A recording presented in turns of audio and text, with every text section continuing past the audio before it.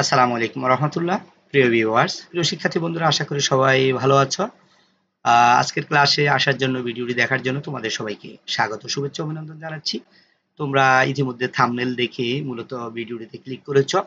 আমরা আমাদের তথ্য যোগাযোগ প্রযুক্তি নবম ও দশম শ্রেণী এবং যারা 2026 সালে 27 সালে তোমরা যারা এসএসসি পরীক্ষা দিবে, তোমাদের জন্য আসলে মূলত ভিডিওটি খুবই গুরুত্বপূর্ণ। তো আমরা এখানে যে নৈর্ব্যক্তিক রয়েছে, নৈর্ব্যক্তিকগুলো আমরা সিরিয়ালি নৈর্ব্যক্তিক বিভিন্ন শিক্ষা বোর্ডের যে আইসিটি প্রশ্নগুলো হয়, ওখান থেকে বাছাই করে আমরা খুবই গুরুত্বপূর্ণ যে নৈর্ব্যক্তিকগুলো রয়েছে, এগুলো নিয়ে আমরা যথারীতি ভিডিওগুলো শেয়ার করছি তোমাদের সাথে। আজকে তোমাদের সাথে শেয়ার করব হচ্ছে 36 নাম্বার সিরিয়াল থেকে। দেখি আমরা 36 থেকে আমরা কতটুকু পর্যন্ত যেতে পারি। তোমরা একটু একটু মনোযোগ সহকারে ভিডিওগুলো শুনবে, দেখবে, তাহলে নৈর্ব্যক্তিকগুলো তোমাদের জন্য সহজ হয়ে যাবে। তো এখানে 36 নম্বর প্রশ্ন হচ্ছে, ল্যাপটপ এবং স্মার্টফোনের মাঝামাঝি হিসাবে কোনটি শিক্ষার কাজে খুব সহজে ব্যবহার করা যায়? সেটা হচ্ছে ট্যাবলেট।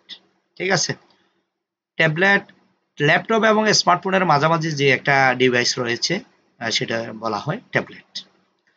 তারপর হচ্ছে 37 নম্বর প্রশ্নে, ইবুকের পূর্ণ রূপ নিচের কোনটি? ইলেকট্রনিক বুক। ইবুক মানে হচ্ছে ইলেকট্রনিক বুক। এই প্রশ্নটি প্রায় আসে নৈর্ব্যক্তিকে।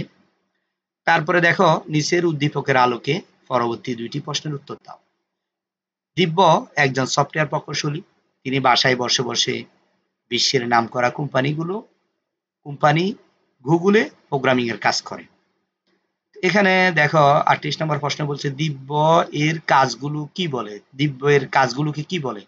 সে যে ঘরে বসে যে কাজগুলো করে, এগুলো মূলত হচ্ছে ফ্রিল্যান্সিং। ঠিক আছে, উত্তর হচ্ছে এ।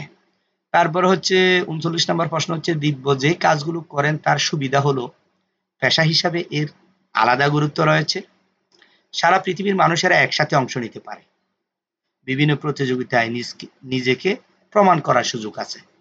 এখানে সঠিক উত্তর হচ্ছে একেবারে তিনেটা হচ্ছে সঠিক উত্তর। কেমন? অনলাইনের মাধ্যমে বিশ্বের যে কারো সাথে যে কেউ এটা অংশগ্রহণ করতে পারে, পেশা হিসাবে নিতে পারে, এটা খুবই সহজ যারা কাজ জানে। 40 নম্বর প্রশ্ন হচ্ছে, প্রচলিত রিডারের মধ্যে Amazon.com এর কোনটি সবচেয়ে জনপ্রিয়? সেটা হচ্ছে কিন্ডল। বিভিন্ন প্রোগ্রামিং এর মাধ্যমে কি তৈরি করা হয়? স্মার্টফোনের অ্যাপস। বর্তমানে ইন্টারনেটে কোনো ঘটনার ভিডিও সরাসরি প্রচারিত হওয়াকে কি বলে? সেটাকে হচ্ছে ভিডিও স্ট্রিমিং। 43 নম্বর প্রশ্ন হচ্ছে, সাধারণভাবে ইবুককে কয়টি ভাগে ভাগ করা যায়? 5টি ভাগে ভাগ করা যায়। 43 নম্বর প্রশ্ন আমরা পড়লাম। এখন হচ্ছে 44 নম্বর প্রশ্ন। 44 নম্বর প্রশ্নের ভিতরে দেখো, ইন্টারনেট থেকে বই ডাউনলোড করতে কোন কোন ব্যাপারে সতর্ক থাকতে হয়? যেমন কপিরাইট আইন ভঙ্গ হচ্ছে কিনা সে ব্যাপারে সতর্ক থাকতে হয়। 45 নম্বর হচ্ছে, পিডিএফ এর পূর্ণরূপ কি? পিডিএফ এর পূর্ণরূপ হচ্ছে পোর্টেবল ডকুমেন্ট ফরম্যাট। 46 হচ্ছে, স্মার্ট ইবুককে কি বলা হয়? স্মার্ট ইবুককে কি বলা হয়? চৌকুশ ইবুক। কেমন? 47 হচ্ছে, ইন্টারনেটে প্রচারিত ব্রডকাস্ট কোন ধরনের ডিজিটাল কন্টেন্টের অন্তর্ভুক্ত? সেটা হচ্ছে অডিও। ঠিক আছে, তারপর 48 হচ্ছে, স্মার্ট ইবুকে লিখিত অংশ ছাড়াও কোনটি থাকে? অডিও থাকে। স্মার্ট ইবুকে কি থাকবে? লিখিত অংশ থাকবে, এরপর অডিও থাকে। কেমন? তারপর হচ্ছে 49, মুদ্রিত বইয়ের হুবহু প্রতিলিপি কোন ফরম্যাটে প্রকাশিত হয়? মুদ্রিত বইয়ের এটা হুবহু কোন ফরম্যাটে প্রকাশিত হয়? সেটা হচ্ছে পিডিএফ ফরম্যাট। কেমন? 50 নম্বর প্রশ্ন হচ্ছে, কিন্ডল কোন প্রতিষ্ঠান তৈরি করে? এটা হচ্ছে অ্যামাজন।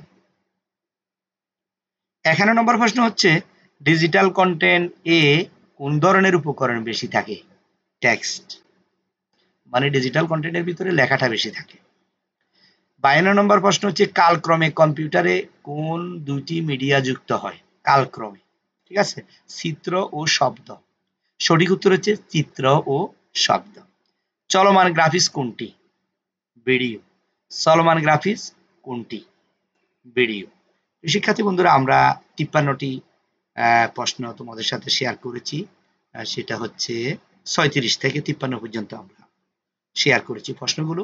তোমরা যদি ভিডিওগুলো বারবার একবার দুইবার করে দেখো, তাহলে দেখবা যে তোমাদের নৈর্ব্যক্তিকগুলো একেবারে মুখস্থ হয়ে গেছে। কেমন? তো আমরা পরবর্তী ভিডিও থাকবে হচ্ছে আমার লেখালেখি ও হিসাব। এখানে আবার 1 থেকে শুরু করব। কেমন? আমরা চ্যাপ্টার অনুযায়ী, অধ্যায় অনুযায়ী আমরা নৈর্ব্যক্তিকগুলো সাজিয়েছি। তোমরা একটু বারবার করে দেখবে। আর ভিডিওগুলো কেমন লাগছে বা কেমন হচ্ছে একটু কমেন্টেও জানাতে পারো। আমাদের ইউটিউব চ্যানেল এমআরএস রহিম 97 চ্যানেলেও ভিডিওগুলো আপলোড হচ্ছে। আইসিটির যেই পরীক্ষা সংক্রান্ত ভিডিওগুলো এবং হচ্ছে আমাদের পেজ এবং আইডিতেও আপলোড হচ্ছে। আশা করি সবাই ভিডিওগুলো দেখে উপকৃত হচ্ছ। ধন্যবাদ সবাইকে। ভালো থাকবে সবাই। আসসালামু আলাইকুম ওয়া রাহমাতুল্লাহ।